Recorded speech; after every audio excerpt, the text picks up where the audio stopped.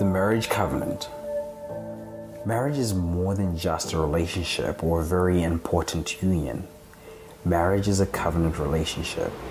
Welcome to a Grace Digital presentation. In this video, we will cover the true meaning of a covenant.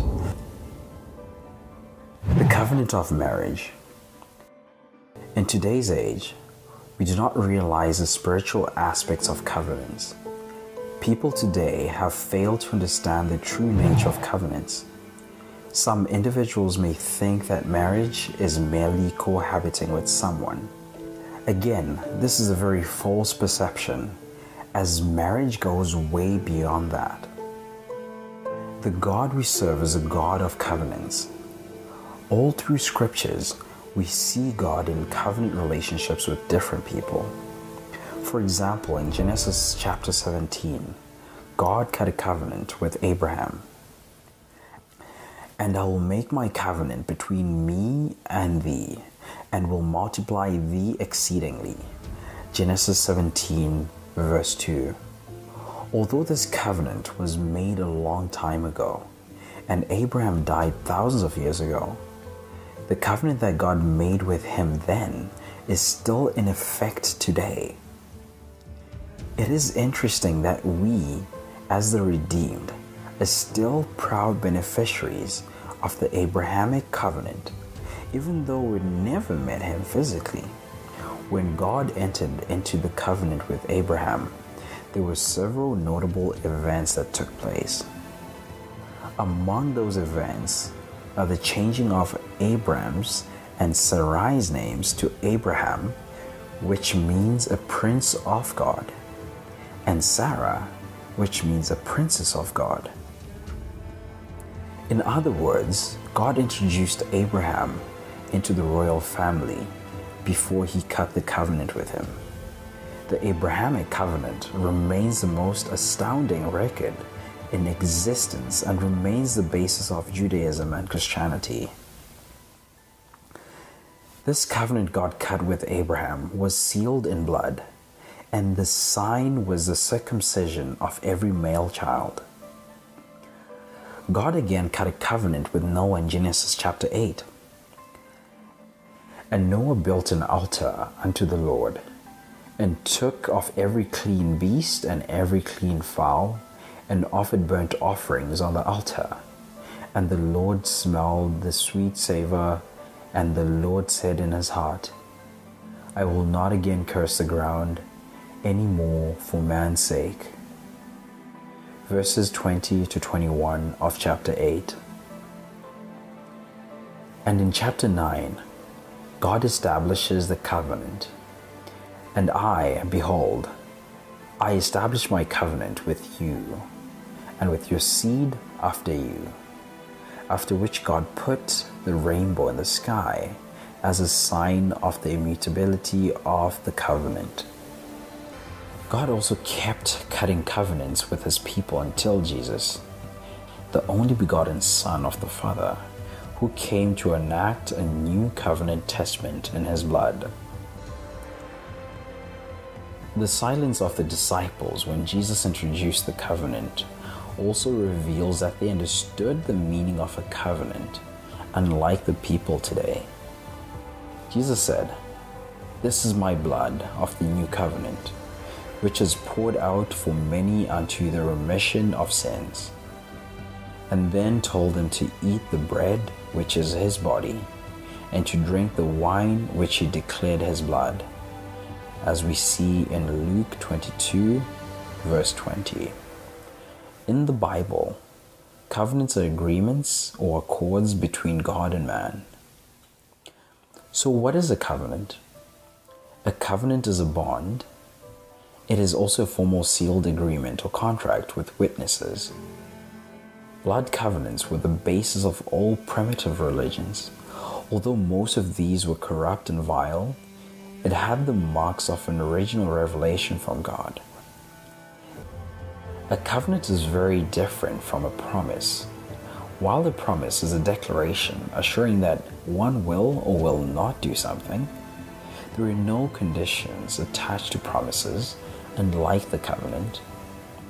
The covenant of marriage is two-sided. The covenant is both horizontal and vertical. The marriage covenant is horizontal because the covenant is between man and his wife.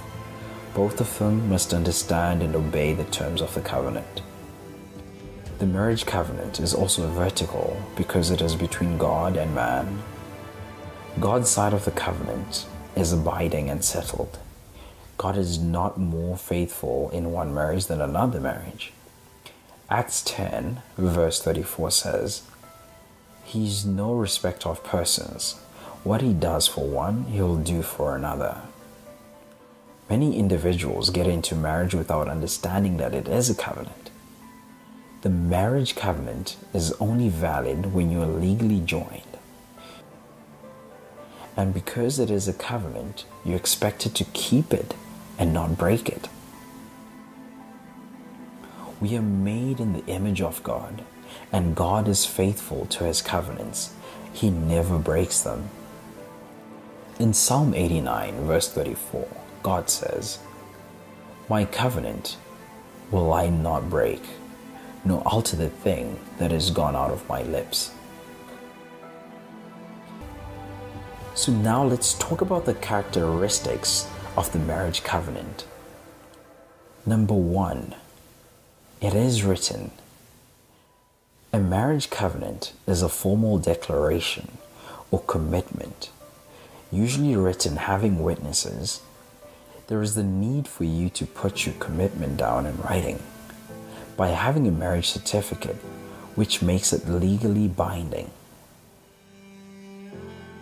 You do not have to yield to pressures from anyone unless your union is finally written. Having a boyfriend or courtship is no exchange for the marriage covenant. Number 2, it should not be broken. The marriage covenant should not be broken. Our God is a covenant keeper, not a covenant breaker. "My covenant will I not break, nor alter the thing that is gone out of my lips." Psalm 89, verse 24. Therefore, as his children, a husband and wife should abide by the covenant and not break the covenant. A significant characteristic of the marriage covenant is that it is meant to be for life. 1 Corinthians chapter 7 verse 39 says, "The wife is bound by the law as long as her husband liveth. But if her husband be dead, she is at liberty to be married to whom she will, only in the Lord." Divorce is not a pleasant experience, and only those that have gone through it can tell the experience. It is like a marital amputation. You have to do all within your power to avoid it. Even though God is a God of second chances, it is better to avoid divorce than to experience it. It is like two pieces of glued paper that are forcefully detached. The glue may remain excellent, but both partners become casualties. You must agree within yourself that there are no alternatives or options. By entering into the covenant of marriage, you have burnt all the bridges behind you. This elementary understanding will help you settle down and make your home an exciting place. The Bible also warns us, "Therefore, take heed to your spirit, and let none deal treacherously against the wife of his youth." Malachi 2 verse 15. Treacherous here means to be deceptive or deceitful. Therefore, God is saying, don't deal deceptively with your wife or husband. In some marriages, the man plans perversity against the woman, and she in turn looks for ways of robbing and cheating him. But this is not right, because whatever you do against your spouse indirectly affects you. Some people betray their partners to their friends and extended families. A traitor is the same as a treacherous. Number 3. Exchange of gifts. Another feature in a marriage is exchange of gifts. We see an example of this in the covenant between God and Abraham. God asked Abraham for Isaac, and Abraham did not think twice about it. He was ready to give God his all. Abraham knew he was in a covenant relationship with the Almighty God, and as such didn't want to break it. And because the covenant involves the exchange of gifts, he was willing to offer Isaac as a sacrifice, as seen in Genesis 22. When two people in the covenant of marriage, they ought to be committed to one another.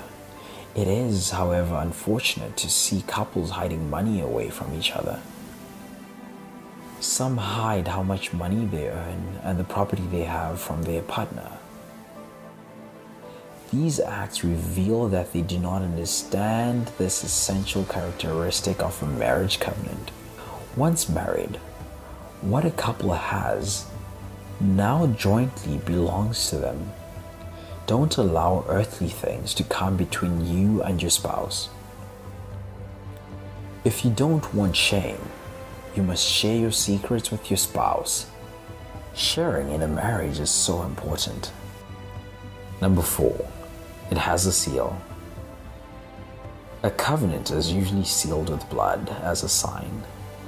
Noah made a covenant with God in Genesis 8, verse 20, and offered burnt offerings unto him. God on his part also set a bow as a token of the covenant. Genesis 9, verse 13. In Genesis 17, we see the seal of Abraham's covenant with God was a circumcision of everyone that was a male child. And ye shall circumcise the flesh of your foreskin, and it shall be a token of the covenant between me and you. Genesis 17, verse 11. Jesus also shed his blood on the cross of Calvary as a sign of the covenant of salvation. Hebrews 8, verse 6 says, But now hath he obtained a more excellent ministry. But how much also he is a mediator of a better covenant, which was established upon better promises. Just as every covenant has a seal, the marriage covenant has a seal. The seal of a marriage covenant is sexual intercourse. During the first meeting between the husband and wife in a marriage involves the shedding of blood, and no matter how little. After this, subsequent sexual relationships between the wife and husband is the token of a marriage covenant. So, in order not to break the covenant, never get involved in a sexual relationship with anyone apart from your spouse. Sexual immorality is dangerous.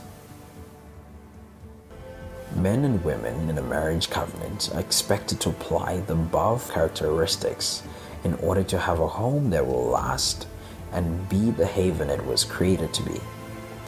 We are beginning a new in-depth series on marriage to ensure that you all have successful marriages, even if you haven't been raised in one or surrounded by one. If you'd like us to continue the series, put it down in the comments.